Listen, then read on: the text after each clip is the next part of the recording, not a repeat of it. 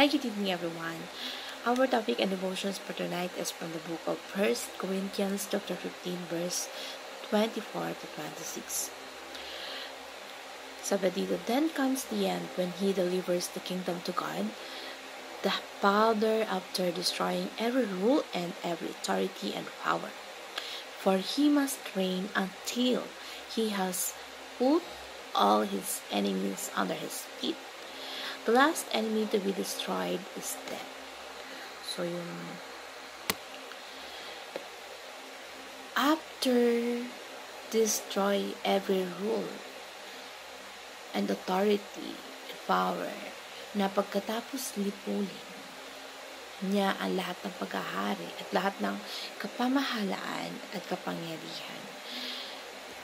Isasabi dito ni Pastor Pablo dito, darating ang wakas after yung pagkatapos na malupig ang lahat ng kaaway at mapasa ilalim sa kanyang paanan. Yung restoration or maraming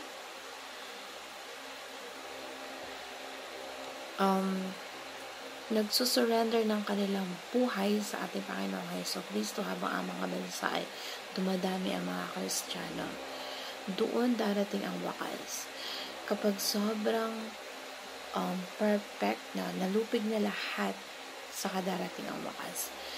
Sabi sa talatang ito, ang huling kaaway ay lilipulin ng kamatayan. At ang pagdating na Jesucristo, ang gagapiin niya ay ang kamatayan na lang. So, pagdating ni Jesus Christ, tatapusin niya yung death at bibigyan niya tayo ng resurrected body. New body na malinis at perfecto na ayon sa kanyang kalooban, na kapag yung end, mangyayari yan kapag nalupig na lahat ang kaaway ng ating Panginoong Jesucristo. At ito ay alinsunod sa Psalm 110 verse 1. Sabi dito, the Lord says to my Lord, sit at my right hand until I make your enemies a footstool to your feet. So,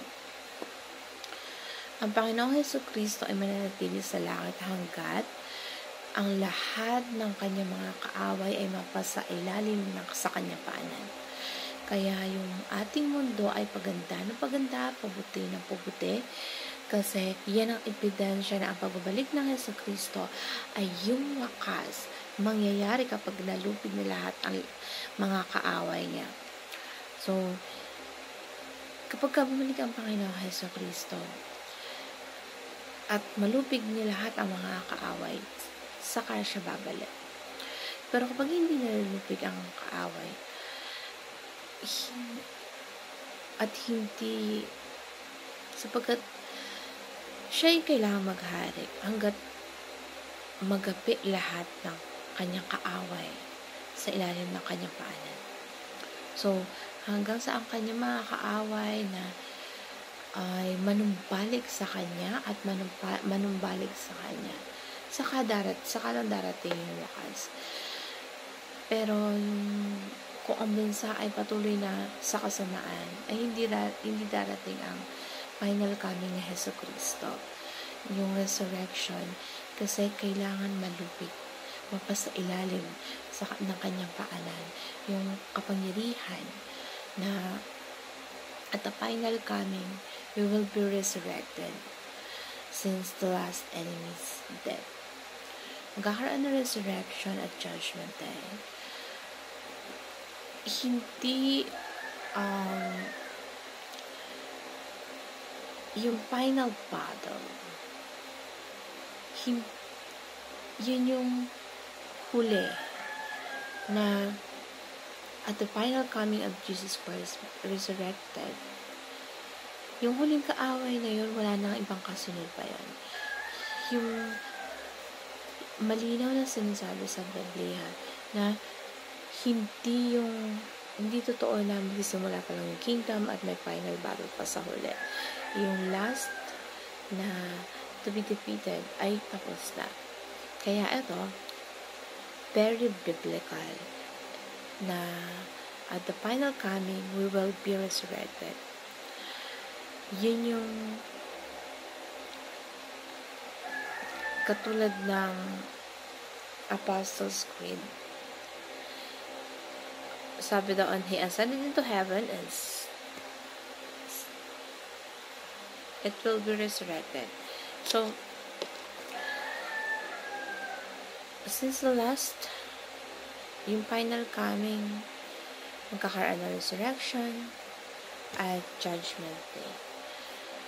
Yung lahat ng ginagapi ng kanyang kaaway, kasi hindi siya nakatambay lang sa ating Panginoon sa Kristo na nag-aantay lang na masama ng pasama ang mundo. Ngayon pa lang ginagapi na niya lahat ng kanyang mga kaaway at ipinapasa ilalim sa kanyang paanan. Kasi yung ending niyan, kapag nagapi ng lahat ng kanyang mga kaaway, babalik na siya. Kasi iisa na lang yung lulupigin niya. Yun ay sa Satanas at yung kamatayan. He shall come to judge the living and the dead. So Jesus must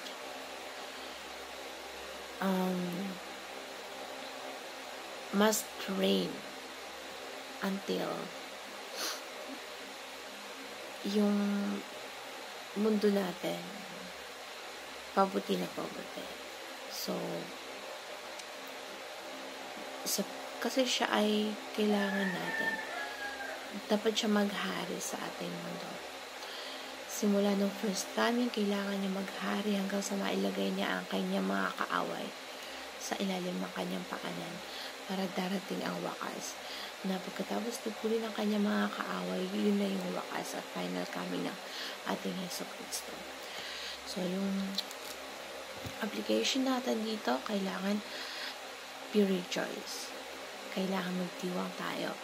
Kasi yung end times event ay hindi scary, hindi nakakatakot na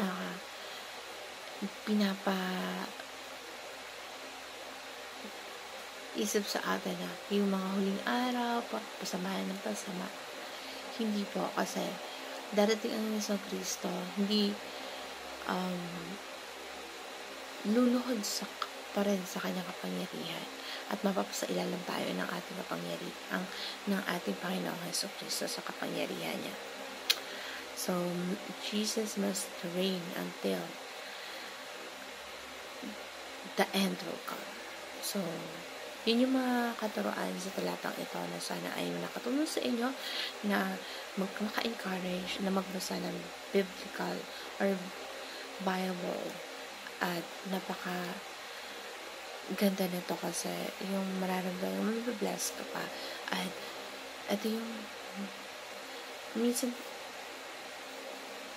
yung interpretation natin at itinuturo sa atin, kailangan hanapan natin kung ano yung gandang katuroan sa isang talata. So, kailangan i-pray natin na magkaroon tayo ng wisdom para matutunan natin kung ano yung meaning ng bawat talata sa Biblia. So, yun lamang po. Magandang gabi sa lahat. God bless everyone.